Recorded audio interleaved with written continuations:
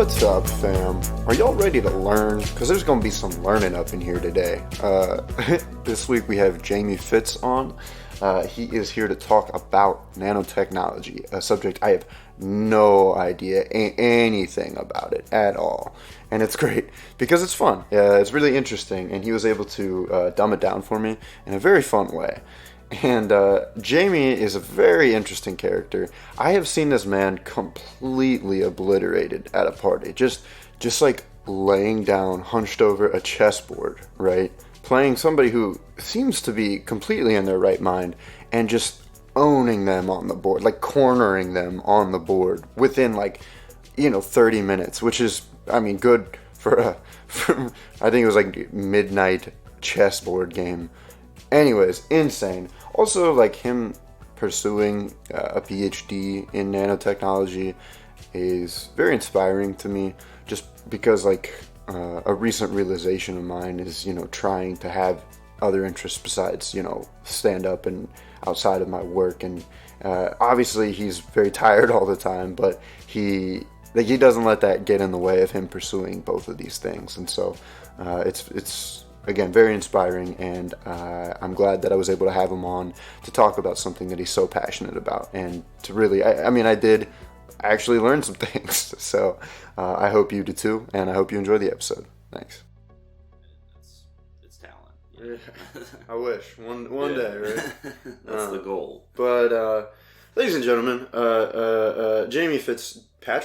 Just Fitzpatrick, yeah. Okay, cool. I didn't know. I almost said Fitzgerald, to be honest with you. I think it's just Fitz on social media, because I don't want too many people finding my social media and saying hey, this dude tweeted gross stuff. Should we let him have a job at our company? Yeah, no, that's a weird thing, especially with having a podcast. But yeah. Steve McJones is not my real name, so there you go. Yeah, it kind of works out. But yeah, so how did you? Did you grow up around here? My dad grew up in Abington, but I grew up around D.C., Maryland, right outside of D.C. Is where I hail from.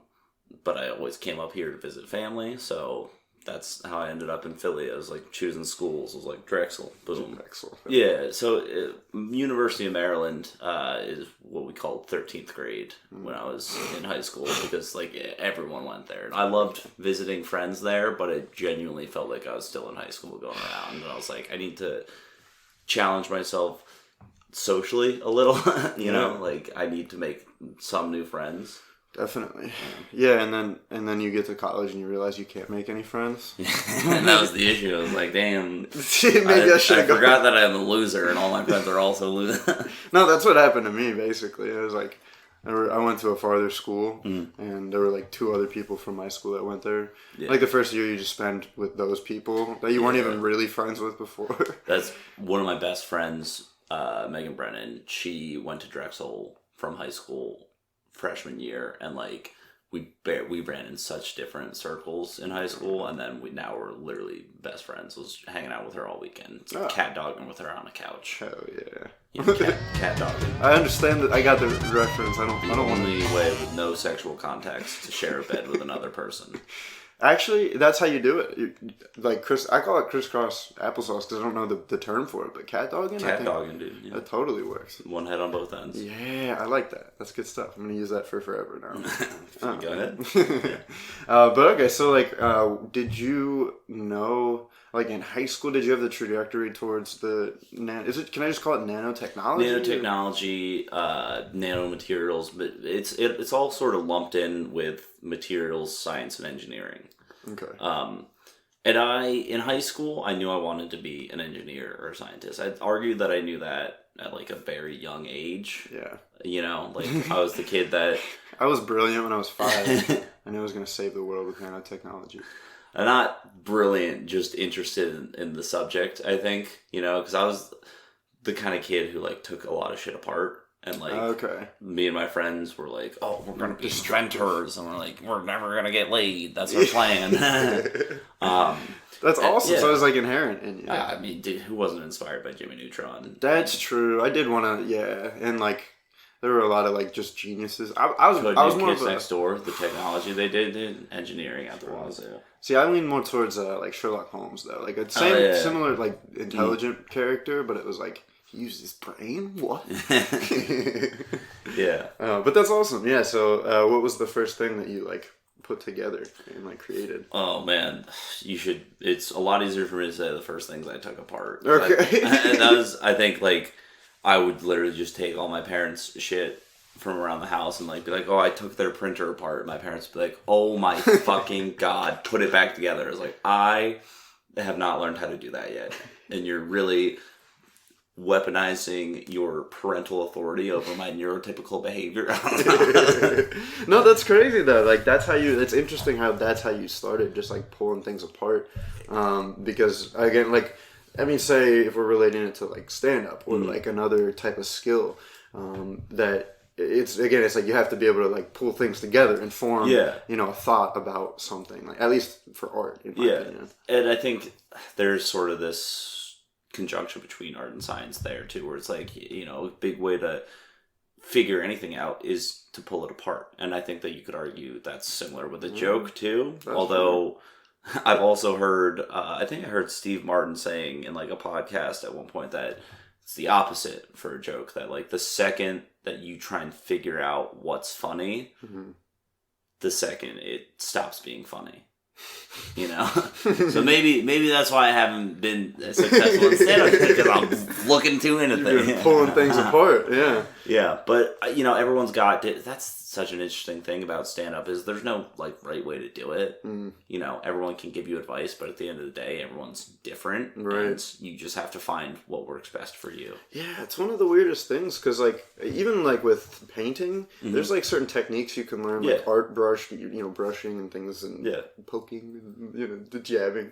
But yeah, with stand-up is like, first of all, it's not. Other comics are already focused on their own thing. They're not really trying to give advice or techniques or anything.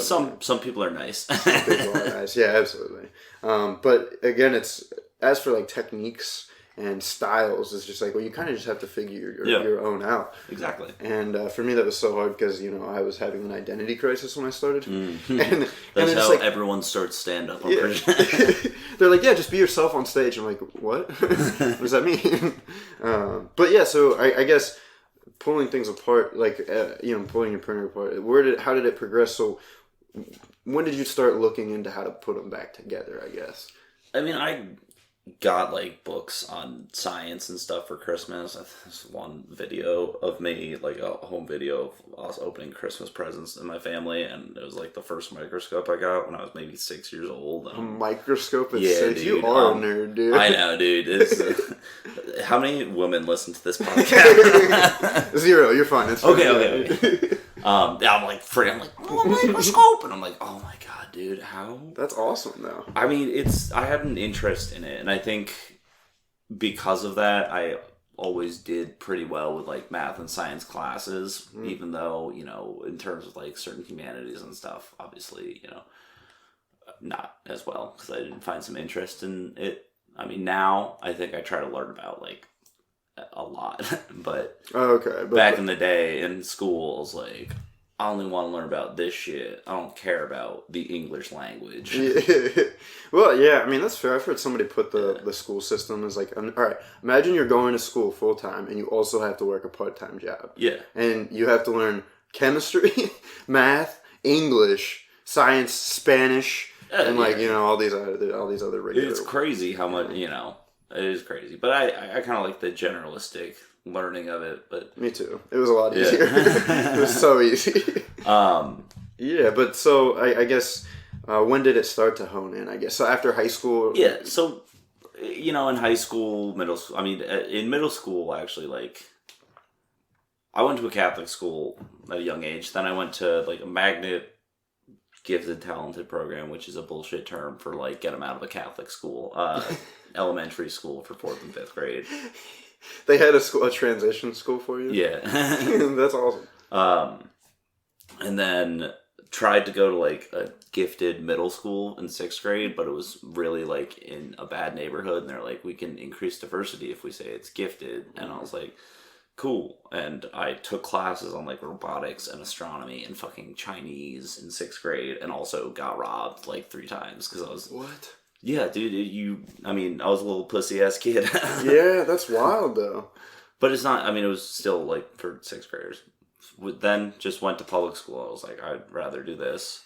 Well, did you find that you learned a lot from that, like, selected learning? Yeah, I think that it was super cool learning about the stuff in that, breadth as much as you feasibly could as, like, a sixth grader. Like, I don't think I was actually any smarter than any other sixth grader. They were just giving us A different, like, opportunity. Yeah, I just grew up in an area that had that opportunity, and I think that, like, for that, Do you think that provided, like, a base, like, of like your knowledge, and it probably motivated you even more to continue along, like, pursuing? Yeah, absolutely. I think, if anything, if I hadn't been robbed, I'd probably be a way bigger nerd now. No, that's fair. They toughened you up a little bit with that. Nice. But, and then going into high school, like I said, I feel like I always, like, the thing that I had a natural talent for was, like, the math. Like, I had to go to high school to take a more advanced math class when I was in 8th grade. I had to, like... Oh, you were a nerd. I know, dude. Fucking... It's awesome, though. I love it. That's what it is. Because, again, like, being a nerd, a lot of people... Sometimes there's, like, things that you can be nerdy about that are nerdy. But being a nerd in general towards anything is usually just a sign of passion. Exactly. You're just excited about something. You get so excited that you don't care what other people think. It's like... Yeah. And then there's also stuff that's downright nerdy.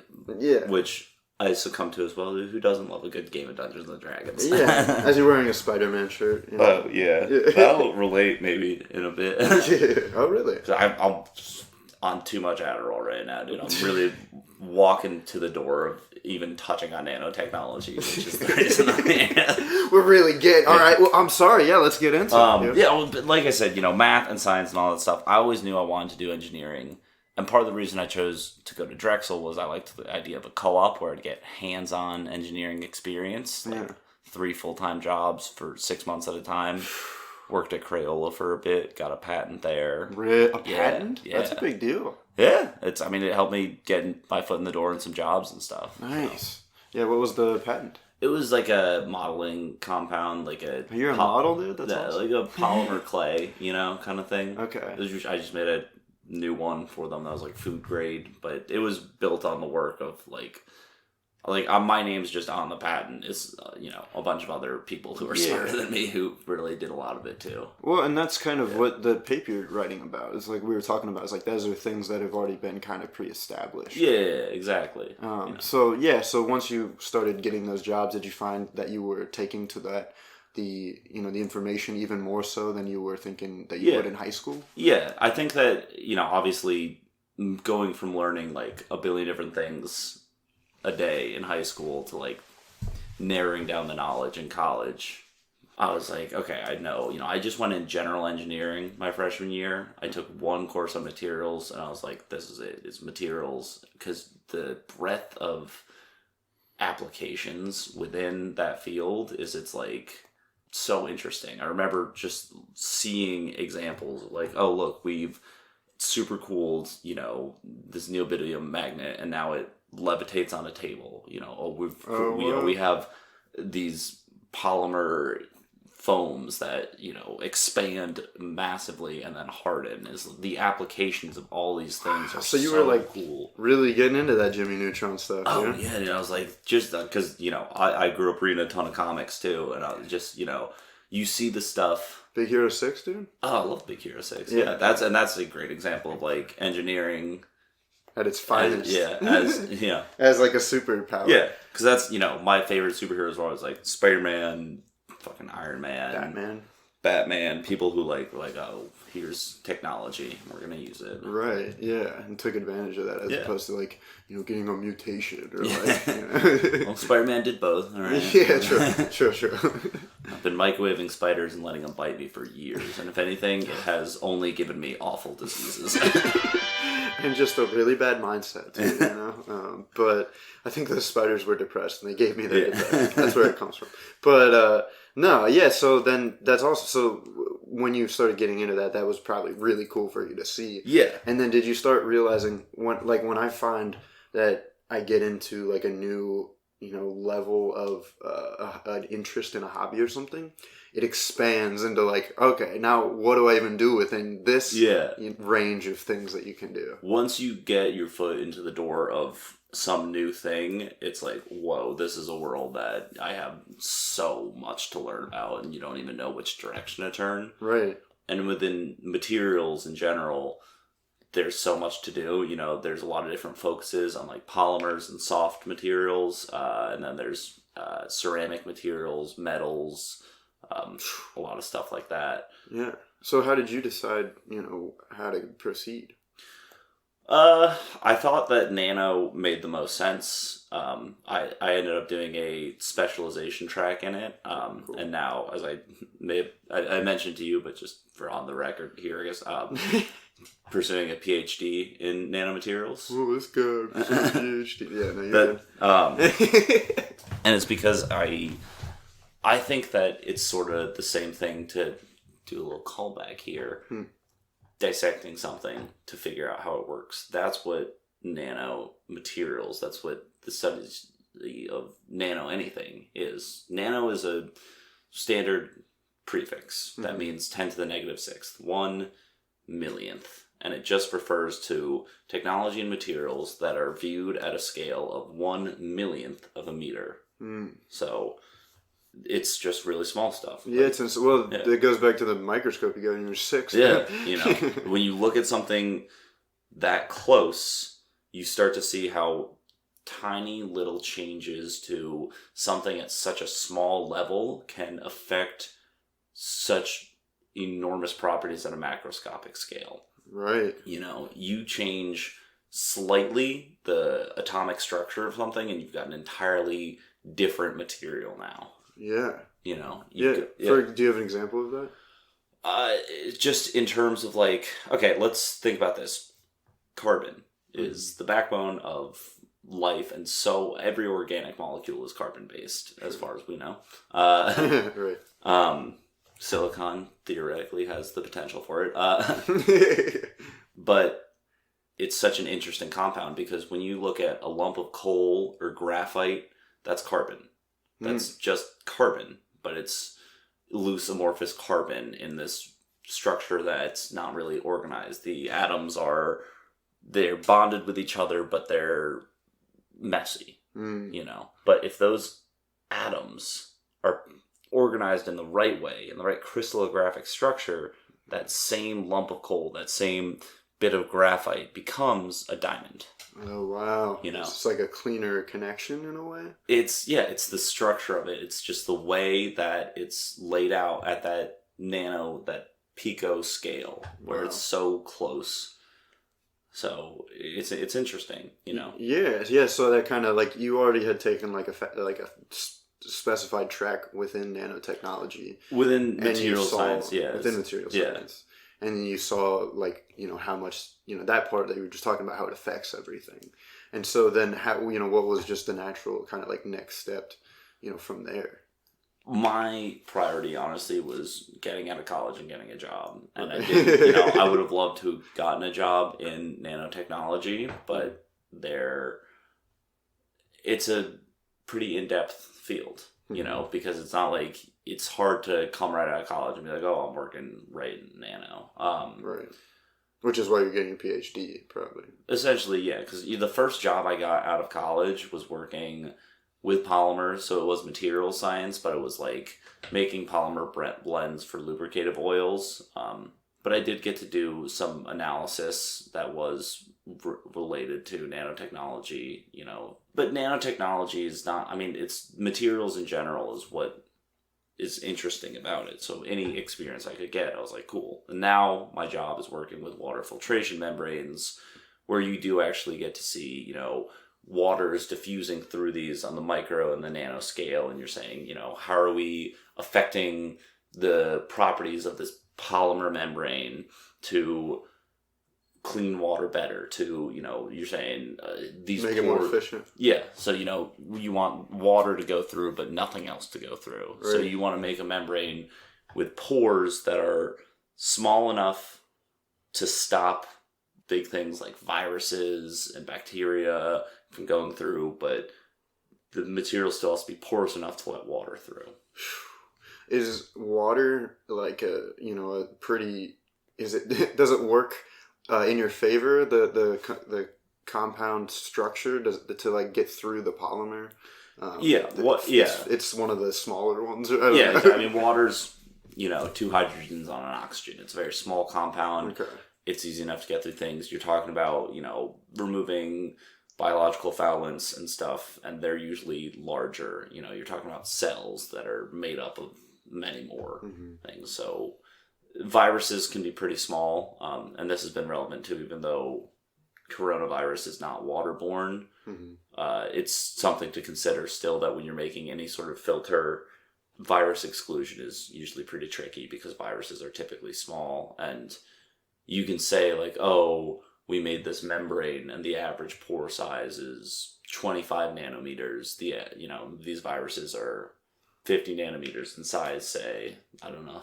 That's just making it up. But you still have, that's your average pore size. You still might end up with some pores larger, some pores smaller. So you could still end up letting them in. So it's very tricky to specifically design some membranes for excluding certain things. Okay. And so that's, at least right now, that's kind of what you're working on.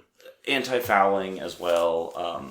But I mean, most of what I'm doing right now is in the service of a company. We're trying to sell these chemicals to other companies that make water filtration membranes, and I'm doing the research and development that's saying, hey, this is why you should buy our stuff. We've got these grades of polymers that are going to be much more useful if this is like the efficiency that you want in your membranes. Okay, so again, it comes back to that efficiency. Yes, a little bit, which to relate to comedy, it really again, it's trimming down the fat, and I think that goes for most industries as well as making processes more efficient. Especially within engineering and technology in general. I had a buddy of mine who's he does robotics and gets down into I actually had him on to talk about it, but it's basically, their goal is literally not only efficiency within the processes, but also how small can they make these things to optimize and utilize the space and create faster and longer. Exactly, yeah. Robotics, that's, super cool stuff. And it's because there's so much that goes into it, because there's the mechanical aspect, but then there's also the software aspect where that's a huge thing for creating efficiencies. Within the software, you want a code to basically run from A to B, A being your input and B being your output, as smooth as possible. And some of the best coders can be make all that happen.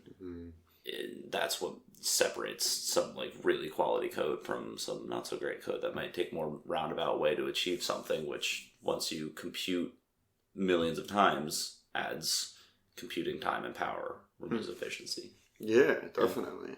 So are there I guess kind of I'm just curious a little bit, I guess is a little tangent, but for your job, the research that you do you research other people's work, or do you test and do the experiments yourself? It's both, and in any research and development or just research job, then it's building off a knowledge base that already exists and then using your own work to expand upon that. So it's looking up the literature that's out there, patents and articles and journals that have existed, and say, hey, this is what we found when we're looking into this phenomena. We found that if you make membranes and add these silver nanoparticles, that they have an anti-fouling effect against biological foulants that'll gunk up the membranes, that'll stop that from happening. So okay, so now we can try that, and then we can see if that works better with this grade of polymer. We can see if maybe, what if we decrease the concentration but try binding them with a hydrophilic compounds that they extract more to the surface. So you have to know how each type of compound and everything affects each other's everything structure relies on something else. When that comes down again to what you're talking about, how even the smallest little things can affect it's the entire system. And that's there's a lot that goes into that, and nanotechnology is interesting in that sense too, because it's a pretty new field relatively. If you think about it, like if you think about engineering in general, that's thousands of years old as like a concept. It's the first caveman who banged two rocks together was engineering, was building something, and we may have been doing stuff at smaller scales for a while, but nanotechnology, in many regards, people say that it was born of a certain speech by Richard Feynman. He was a professor who was giving a speech. I can look it up, but it was in like the 50s, I want to say. Okay. It's called There's Plenty of Room at the Bottom, though. There's Plenty of Room at the Bottom, an invitation to enter a new field of physics, was a lecture given by physicist Richard Feynman at the annual American Physical Society meeting at Caltech on December 29th, 1959. But this is actually, while I was driving here, I have these two things in my car that are not relevant to engineering at all. They're relevant to the fact that I like to go to music festivals and people do weird things there, including they have... So I'll explain the Richard Feynman speech. Sure, yeah. So he said, by all accounts, he like winged this speech and was like super energetic, like on a bunch of Adderall. I hope. But he came in and he was like, "Hey, I want you all to imagine this. We have hands, right? And we can build things with them. What if we used our regular size hands and we were able to build a set of robotic hands that are half the size of our hands?" We're talking, we got some tiny hands right here, right? Oh. So now... For the audience, by the way, he put a little hand on his little finger. Yes. One of those little... It's a tiny hand. It's just a tiny little hand. Okay. Richard Feynman incarnate right here. And then he said, what if we then take these tinier robotic hands... I'm going to take a picture of you like this, by the way. You're going to want to wait a second, because he said we take these robotic hands that are half the size of our hands, and we use them to make robotic hands that are half the size of those hands. Oh my god. That's awesome.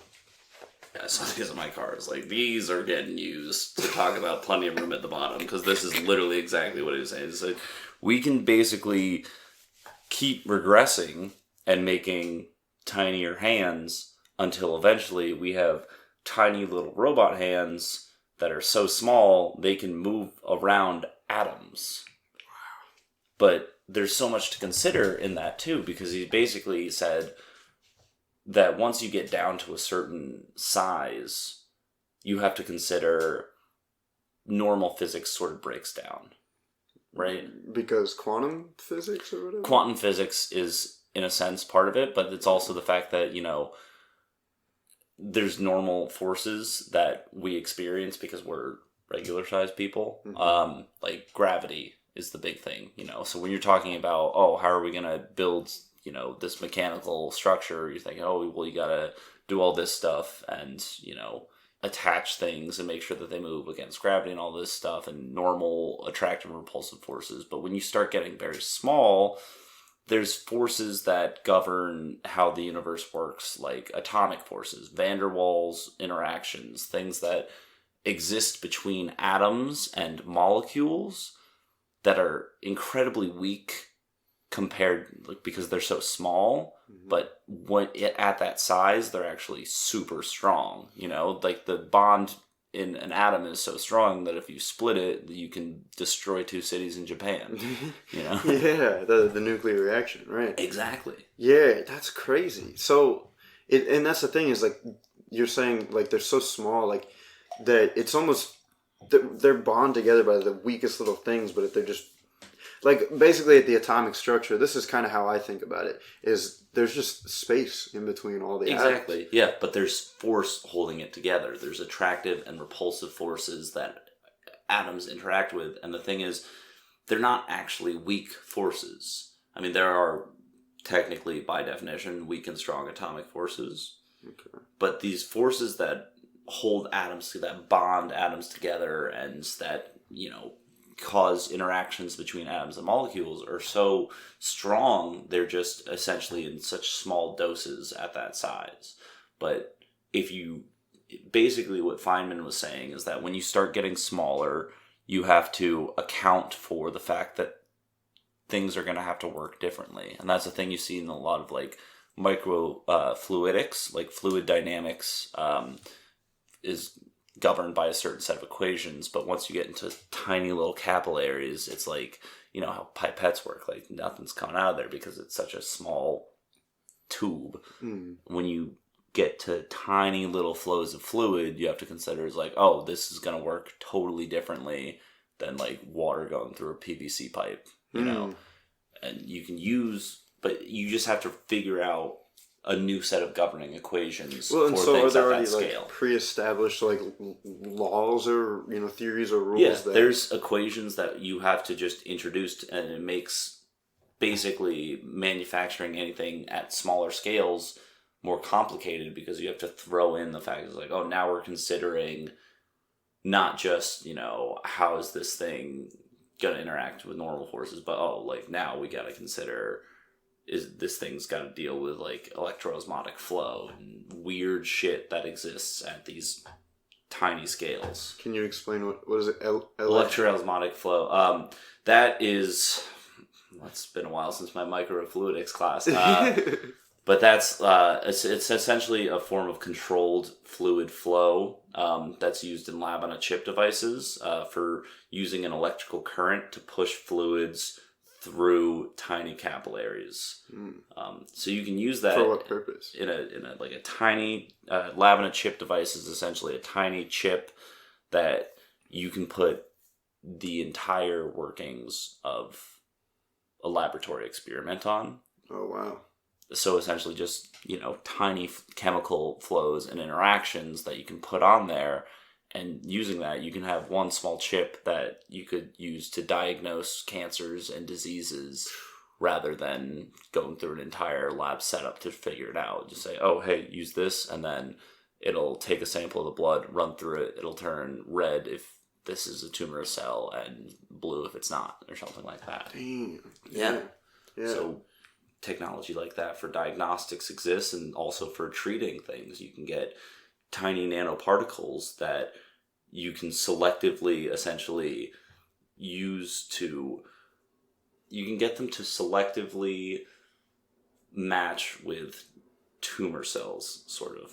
Okay. So tumor cells being different than the other cells, if you were able to get a sample of them, you can get nanoparticles to have specific selective attachments to them that make them only bind with those tumorous cells and not with other cells because right. they're specified to that, and then you can isolate them. Yeah, and put certain drug deliveries in those nanoparticles. So you essentially inject the nanoparticles into the body. They circulate through the body.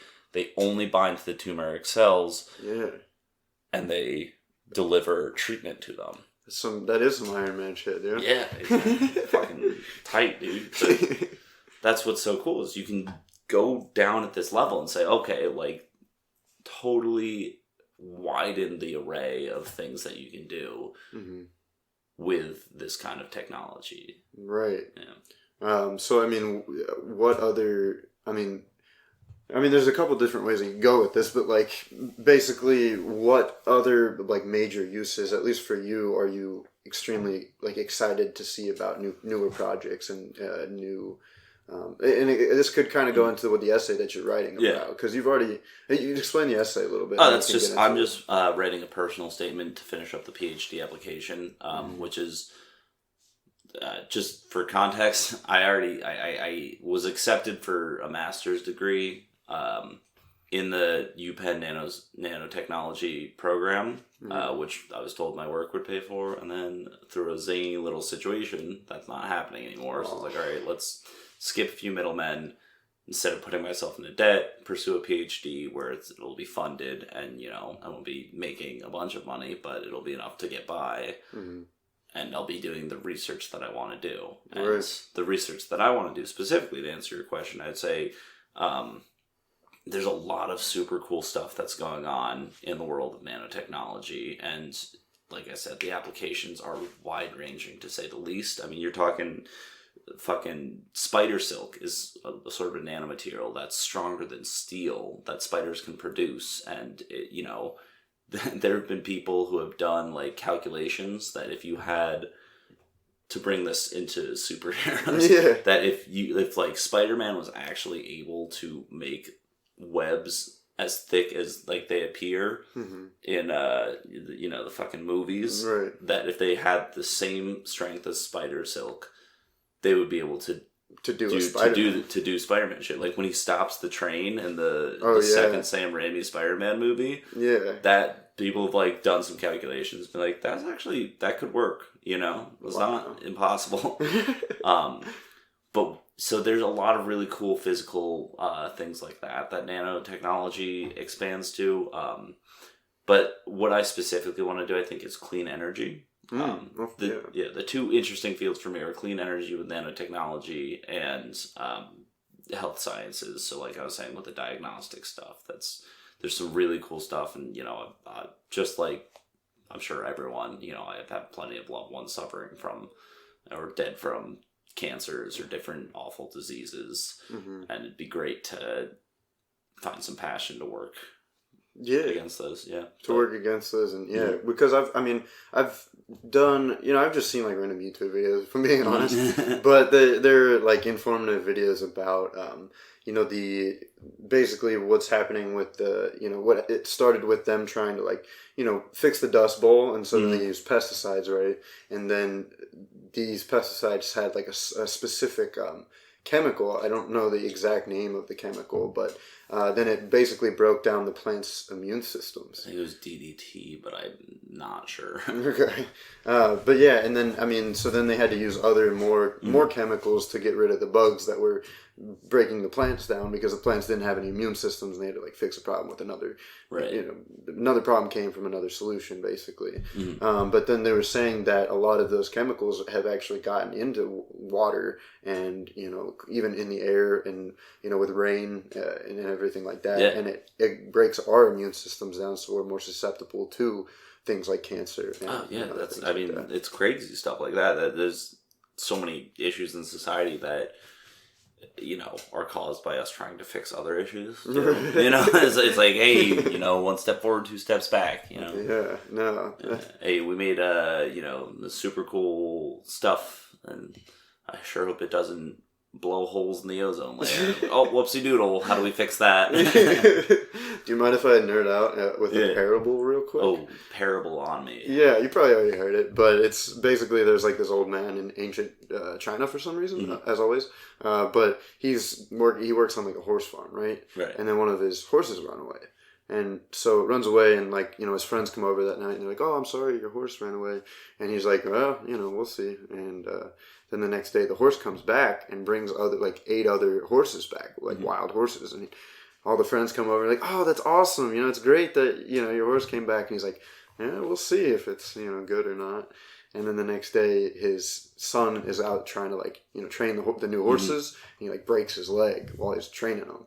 And so everybody comes over, and they're like, oh, I'm sorry to hear about your son. That's awful. And he's like, we'll see. And then the next day, army recruiters come in, and they can't take his son because his leg is broken, basically. So it's just more of like, again, things that you think are good, that you would think would have a positive impact towards you. You don't really know until you watch the results play out a little bit. Exactly, yeah. It's, it's something that,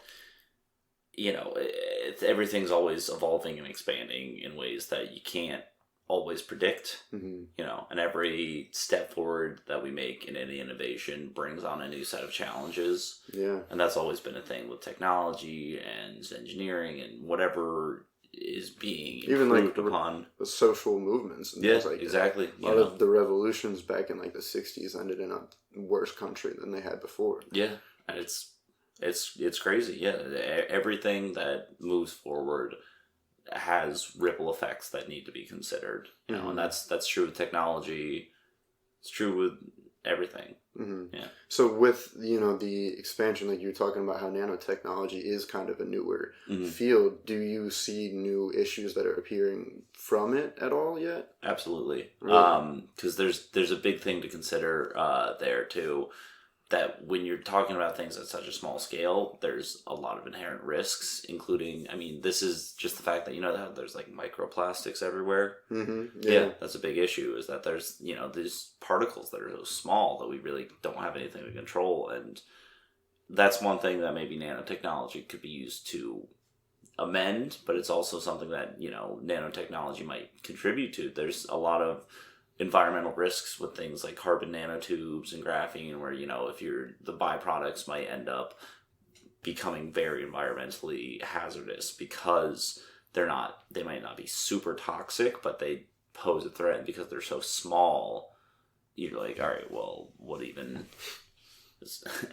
what can we do about that? So we lost it. We dumped the trash, and it turned out the trash was a trillion tiny things that are gonna get into our bloodstream. Oh, God, so, yeah, that's pretty intense. It's all things that need to be considered, and that's all through science. You have to be like, okay, this is something that this could be a way to cure cancer, but is it going to cause some other things to get worse? Right. So where, I guess, moving forward, where do you see your, I guess your potential being fully fulfilled? What would be, I guess, the dream job? It doesn't have to necessarily be the end, but, what's the farthest that you've thought about where you would want to be within this industry? Yeah, that's tough. What would you be doing in that position as well?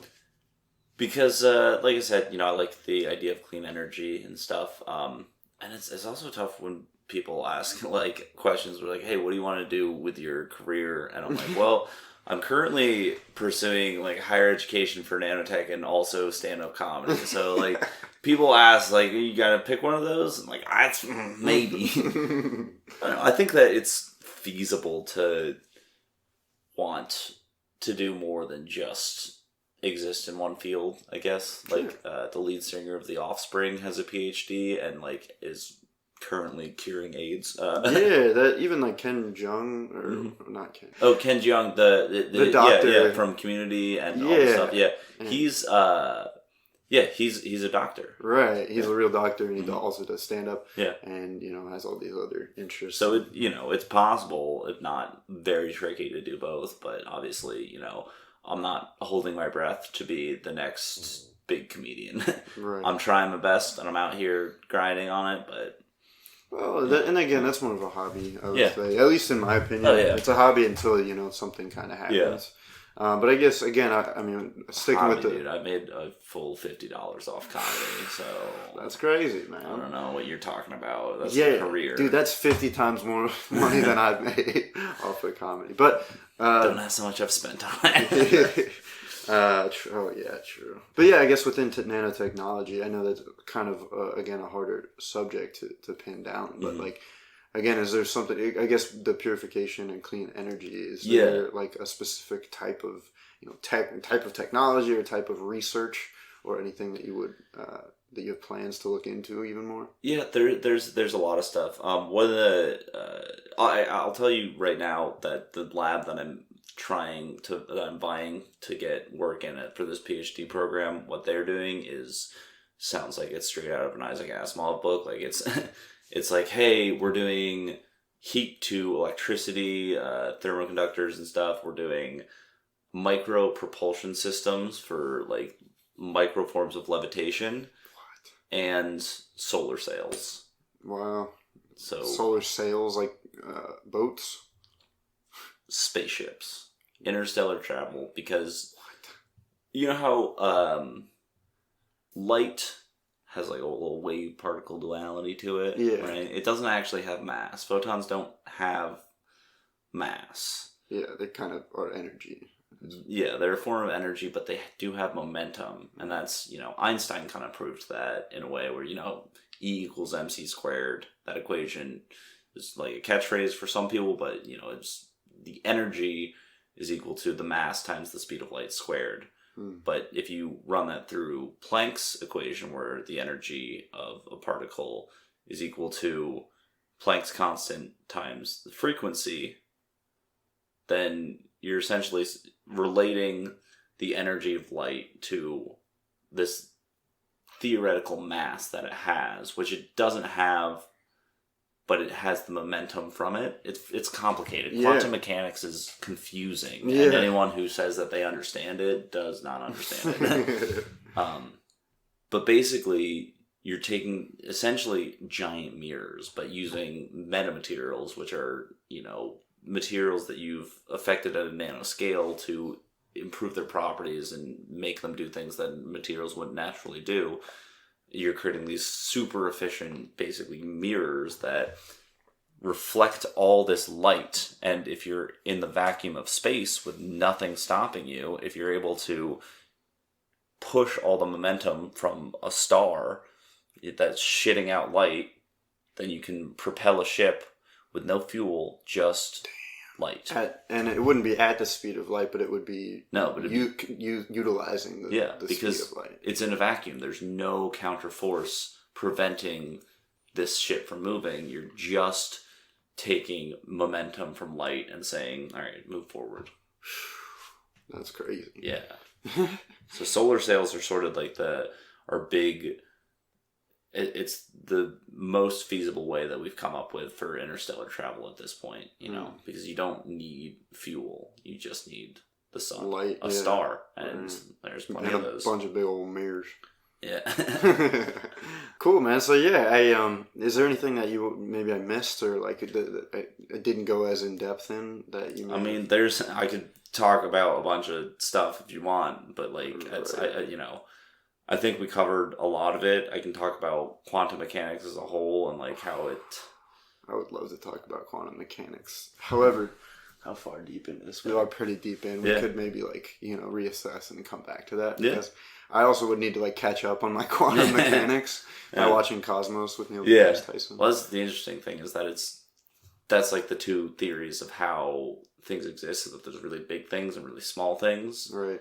And we know how really big things work because we have the theory of, general relativity and gravity and all that stuff. And that governs how enormous things work. Right. And then really small stuff, we have quantum mechanics. But in the middle, they break down. So we just run through normal physics.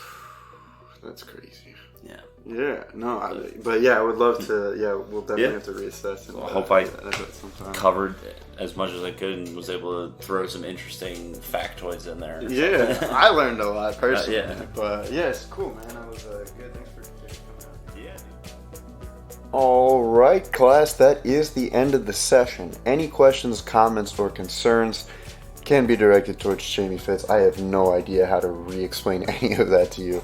But no, I want to thank Jamie again, just because, again, that was, even going back and re-listening to it while editing it was like a whole rediscovery, because there's so many topics and things that obviously he's very knowledgeable about and does break it down for me in a way that I do understand it, and it perks me up. It catches my attention as opposed to, say, listening to something that's a little bit more complex and just kind of nodding off or zoning out. And so, thanks again, Jamie. I hope everything goes right in your pursuit of that PhD.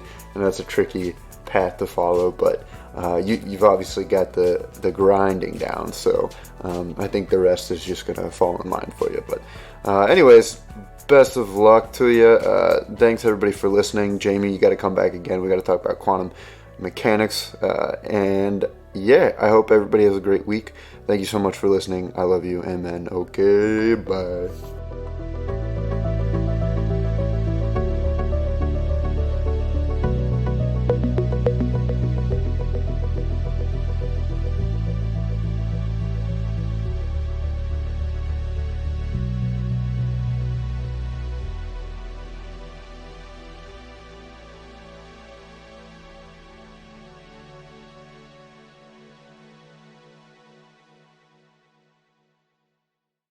Jack Kelly, lawyer. Good to see you again. Are those fake hands? No? What, are those fake hands? You know what? Good luck with all of that today. Did you see his hands? They're beautiful. I think we should settle. What? Jesus Christ, I'm going to prison.